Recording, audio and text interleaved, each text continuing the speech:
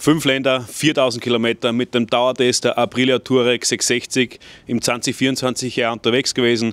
Heute der Abschlussbericht. Wo sind Ihre Vorteile, wo sind Ihre Nachteile? Das und mehr in diesem Video.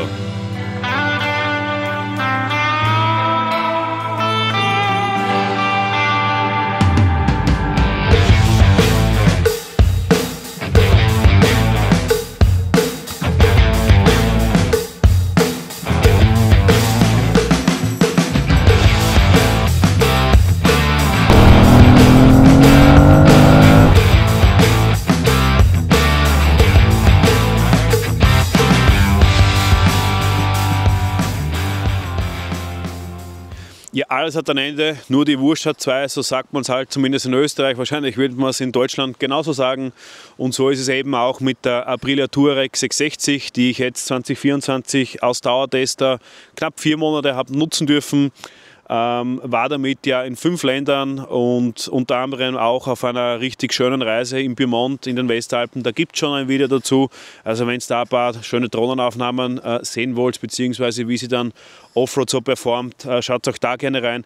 Heute geht es mir eben um den Gesamteindruck. Habe sie dann auch mehr oder weniger aus Daily-Fahrzeug benutzt und ganz normale kurze Touren, lange Touren, mal zum Freund auf 40 Kilometer oder dann auch in Richtung Italien runter 400 Kilometer. Also ich glaube, ich habe sie wirklich dementsprechend eingesetzt, wie man halt eine Reiseenduro einsetzt. Und da möchte ich eben das heute ein bisschen zusammenfassen, meine Gedanken, meine positiven Aspekte, was ich erfahren habe dürfen, meine, sage ich mal, verbesserungswürdigen Aspekte auch ein bisschen mitgeben. Vielleicht hört es ja wer und wird dann irgendwann einmal angepasst. Ja, wenn wir auf das mehr oder weniger Herzstück, das Kernstück von der Aprilia Touareg 660 eingehen, dann ist es eben der Motor, also 2 Zylinder, 660 Kubik, 80 PS. Am Datenblatt wirkt es eher ein bisschen, okay, also jetzt nichts, was einem vom Socken haut, nichts einem, was ihn, wie Sie sagen, in der Nacht unruhig schlafen lässt, das nicht. Aber es ist wirklich so, mit dem Motor muss man gefahren sein, meiner Meinung nach, weil der macht wirklich sehr, sehr viel richtig. Also einer von den wirklichen Pluspunkten ist der Sound, was der Motor in Verbindung mit der Auspuffanlage hier liefert. Ich meine, hier haben wir zusätzlich noch die SC Project Titan-Auspuffanlage drauf.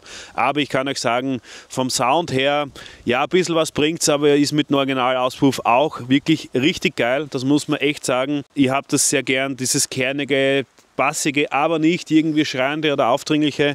Das ist wirklich etwas, was ein Gedicht ist und das ist etwas, das wiederhole ich mich gerne, das ist einfach schön. Wirklich ein sehr schöner, satter Sound, der was dir, sage ich mal, nicht nach einer halben Stunde auf die Nerven geht, sondern den da wirklich den ganzen Tag, egal was für du fährst, wirklich genießt. Aber auch das Ansprechverhalten. Überhaupt, ich muss gestehen, ich war sehr, sehr viel im urbanen Modus unterwegs. Das ist ja mehr oder weniger der, unter Anführungszeichen, der Regenmodus, kann man so sagen. Aber was mir halt da in dem Modus extrem gefallen hat, ist, wenn man das Gas anlegt und die Kupplung kommen lässt, das ist, wie wenn das eine Art Variomatik wäre. Wirklich, also du hast da beim Einkuppeln überhaupt keinen Klackeffekt oder irgendwas, sondern das ist so smooth, wie es aus meiner Sicht sonst bis jetzt kein Motorrad meiner Meinung nach wirklich so geschafft hat, was ich bis jetzt gefahren bin. Natürlich, wenn man dann in einen anderen Modus, in den Offroad-Modus oder sonst in den etwas schärferen Modus reingeht, dann ist es ein bisschen weg, aber diese Smoothigkeit hier an der Drosselklappe, das ist wirklich etwas, was mir extrem gut gefällt, weil du kannst so wirklich sehr schön, sehr dezent, sehr ruhig, gleichmäßig einkuppeln. Der Motor macht das super mit, der stirbt nicht ab oder irgendwas, also dann kannst du fast nicht abbürgen und das ist halt wirklich etwas, was mir extrem gut gefallen hat. Also diese Kombination Motor-Sound, Leistungsentfaltung und auch mit der Kupplung, das ist etwas, was man auf alle Fälle mal wirklich Probe fahren muss und wirklich selber erfahren muss. Was auch ein Punkt ist, ist eben die Getriebeübersetzung. Generell Getriebe, also Quickshifter, wirklich herrlich, das kann man so sagen. Rauf, runter, überhaupt kein Klackgang, kein großartiges irgendwas. Was auch richtig cool ist, wenn du von den dritten in den zweiten Gang runterschaltest und sie ist quasi im Schiebemodus, das heißt Drosselklappe zu, fängt sie da hinten zum Plappern und zum Brubbeln an. Das ist wirklich herrlich. Ich blende euch da ein paar Aufnahmen ein, wo man das ein bisschen hört, in echt ist noch 10-mal geiler.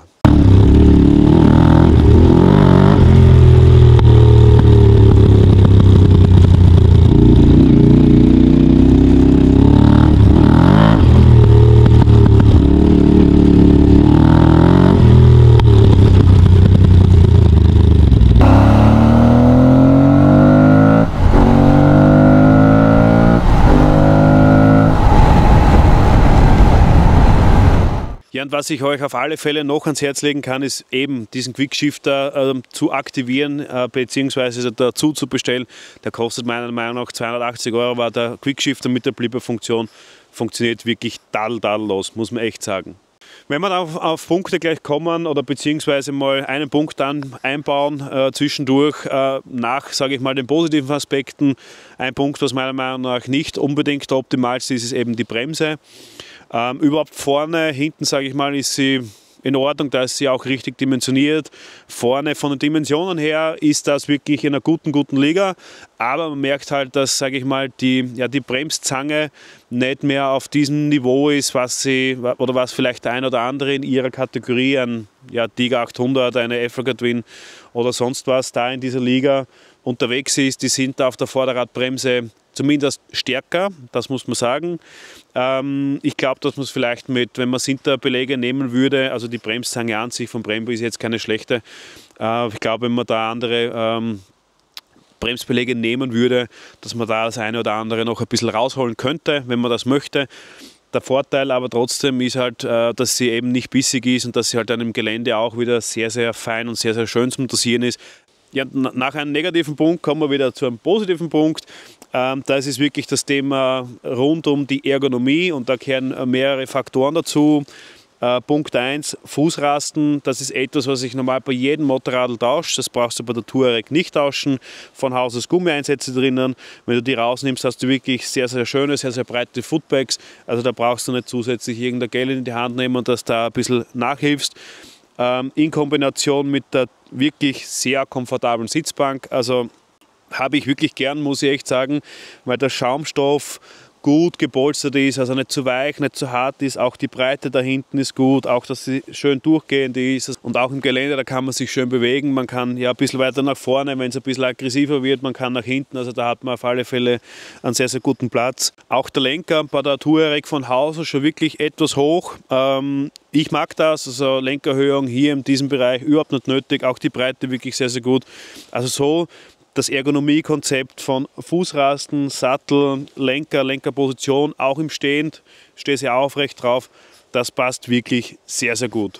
Ja, dann springen wir wieder gleich in einen Punkt, sage ich mal, was mir nicht optimal gefällt und das sind mehr oder weniger, da fasse ich gleich ein bisschen zusammen, wenn wir schon hier in diesem Cockpit-Ansicht sind, ist in erster Linie, habe ich schon mal erwähnt, aber das muss nochmal gesagt sein. Hier der Rasenmäher-Tankverschluss. Leider haben sie es wieder auf der 25er, also quasi auf der EICMA habe ich es ja schon gesehen, die 25er Modelle. Leider haben sie genau wieder den gleichen verbaut. Also ja, Aprilia, lasst euch da ein bisschen was einfallen, dass er zumindest ein bisschen optisch schön ausschaut, wenn er schon aus Plastik ist, dass der nicht an ein Notstromaggregat oder an einen Rasenmäher erinnert, wäre sicher nicht schlecht. Das Erste, was mir richtig auf den Wecker geht, ist, dass das Gerät keine Restreichweitenanzeige hat. Freunde der Sonne, ich bitte euch. Vielleicht, ich hoffe 2025 hat es das, aber wenn es die auf der EICMA auf die ganzen Chinesen-Geräte raufsetzt um, 3.000 €, die können ja eine Restreichweite anzeigen, die Aprilia Touareg kann es nicht. Du hast einen Durchschnittsverbrauch, du hast einen momentanen Verbrauch, du hast eine Tankanzeige, also ja, bitte, schaut dazu. Dann bleiben wir auch noch gleich da vorne, Thema Windschild, für mich wirklich sehr, sehr gut, also auf der einen Seite schade, dass es nicht verstellbar ist, aber ich mit meiner Körpergröße mit 1,80 m muss auch nicht verstellen. Also das passt, es ist ausreichend breit, dass der Wind auch quasi hier von meinen Händen weggeleitet wird. Auch in der Höhe wirklich sehr, sehr gut. Also ich kann mich schön aufrecht hinsetzen. Ich sage, 1,85 m wird es wahrscheinlich ein bisschen kritischer werden, aber so alles, was 1,80 m ist, passt auf alle Fälle, da musst ihr auf keinen Fall irgendwas anpassen. Sonst, wenn wir quasi dann noch auf das Fahrwerk zum Sprechen kommen, das ist ein Punkt, was wir noch nicht erwähnt haben, das ist etwas, wo ich sage, das ist echt schön zu fahren. Es ist ein bisschen softer abgestimmt von Haus aus, also nicht irgendwie quasi hart oder so. Hinten mit dem Preload-Rad, was auch sehr zugänglich ist, sehr einfach. Da kann man sich seinen Beladungszustand wirklich sehr, sehr gut einstellen. Gabel vorne lässt sich in Zug- und Druckstufe einstellen, Federbein hinten genauso und in der Federverspannung. Ich habe vorne, also wer meine Einstellung ein bisschen kopieren möchte, ich habe vorne in der Druckstufe quasi 2 Klicks rausgenommen und die Zugstufe habe ich mir um 1 zugeschraubt und hinten habe ich den Dämpfer, die Druckstufe um einen Klick rausgenommen und habe halt quasi über den Preload ein bisschen die Federvorspannung erhöht, weil man schon sagen muss, also mit meinem Körpergewicht und ich habe dann noch immer das Krieger-Gepäcksystem mitgehabt, so um die 100 Kilo, da muss man hinten die Feder schon ein bisschen zuschrauben, weil die ist, sage ich mal, ja, sie ist weich, sagen wir so, die ist halt auf 80 Kilo abgestimmt, aber die kann man dementsprechend ein bisschen zumachen und dann hat man meiner Meinung nach wirklich ein sehr, sehr gutes Fahrwerk verbaut mit 240 mm Federweg. Das findet man, sage ich mal, in zugänglichen Reisenduros wirklich nicht mehr so oft. Ja, an einem Punkt sollte einer quasi mein erstes Video mit der Aprilia Touareg nicht gesehen haben, möchte ich nur kurz erwähnen, die Sitzhöhe, also wirklich moderat bei der Touareg. Ich bin 1,78 groß, habe Innenbeinlänge von 83, 84 cm und wenn man schaut, mein Fuß ist da wirklich abgewinkelt, also wenn ich mich durchstrecke, ich habe da hinten noch 2 cm Platz, also von der Sitzhöhe sage ich ganz ehrlich, ab 1,70 m habt ihr auf der Touareg überhaupt kein Problem. Ja, und wenn ich die 4000 Kilometer jetzt quasi in ein paar Sätze zusammenfasse, dann kann ich wirklich nur sagen, setzt euch auf die Aprilia drauf, fahrt eine Runde damit, probiert es aus. Ich finde wirklich eine sehr, sehr geile Kombination aus Motorleistung, Motorsound, Getriebe, Ergonomie und auch Optik. Mir gefällt sie, muss ich echt sagen, obwohl das dort und da wahrscheinlich ein bisschen andere Meinung gibt. Aber ich finde, dass es ein relativ schönes Motorrad ist und was mir am meisten gefällt, ist, dass man mit ihr halt wirklich ja, ein bisschen auffällt und mehr oder weniger immer so mit dem Exot unterwegs ist. Ich habe das gerne, dafür vielleicht auch nicht unbedingt den großen Drang zu einer BMW GS oder so, obwohl dass ich sie schon getestet habe und hin und her, aber ich habe es da gerne so ein bisschen, ja, der Outstander zu sein. Ich muss da nicht immer das fahren, was alle anderen fahren, sondern habe da wirklich einen Spaß dabei, wenn ich mit der wo aufkreuze und dann so ein paar Leute so zum Schauen anfangen und was ist das? Aha, Aprilia und hin und her. Ja, aber der hat den und Probleme und hin und her. Also von dem kann ich euch, wie Sie sagen, mehr oder weniger ja, abraten, beziehungsweise von der Schwarzmalerei abraten. Ich war jetzt 4000 Kilometer damit unterwegs. Die springt gemann, hat keinen Ölverlust, hat kein technisches Problem gehabt, hat kein gar nichts. Ihr Ruf, sage ich mal, ja, in diversen Foren liest man das ein oder andere, aber da bin ich auch ganz ehrlich, egal was für Motorrad, das ihr euch anschaut, beziehungsweise was ihr kaufen wollt, wenn ihr eine Stunde irgendwo bei Google, keine Ahnung, BMW GS Probleme, Aprilia Touareg Probleme, KTM 890 Probleme, Honda Africa Twin Probleme, ihr werdet von allen irgendwas finden, gleich wie bei den Autos. Also lasst euch da nicht irritieren, beziehungsweise will ich auch jetzt keinen Passierschein ausgeben, dass alles immer bei jeder Aprilia Touareg in Ordnung ist, das auch nicht. Ich für mich bin 4000 Kilometer gefahren, über 4 Monate, ohne irgendwas und ich würde sie auch meinen besten Freunden empfehlen, beziehungsweise habe ich das schon. Mal schauen, ob er dann nächstes Jahr wirklich zuschlagen wird. Mit der 25er Rallye auch, werden wir schauen. Vielleicht sind wir nächstes Jahr dann mit 2 Aprilia Touaregs ab und zu mal unterwegs. Würde mich freuen. Auf alle Fälle werden wir 2025 auch einen Vergleichstest machen mit der, also quasi 24er Modell mit 25er Modell. Beim 25er Modell ändert sich ja auch das eine oder andere, ein paar Kleinigkeiten, also Motormanagement wird ein bisschen angepasst. Die Federung wird quasi, hier haben wir ja progressive Feder verbaut, dort ist sie dann linear. Nachteil, ein bisschen Fahrkomfort wird verloren gegangen, aber dafür ein bisschen geländefähiger, beziehungsweise die extremen Schläge kann sie dann wahrscheinlich noch besser aufnehmen. Werden wir sich alles anschauen. Wenn ihr Interesse habt, auf jeden Fall gleich meinen Kanal abonnieren, da versäumt das Video nicht.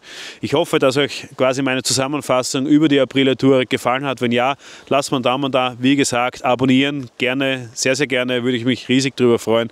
Und ich wünsche euch noch einen wunderschönen Tag. Bis zum nächsten Mal. Ciao, ciao.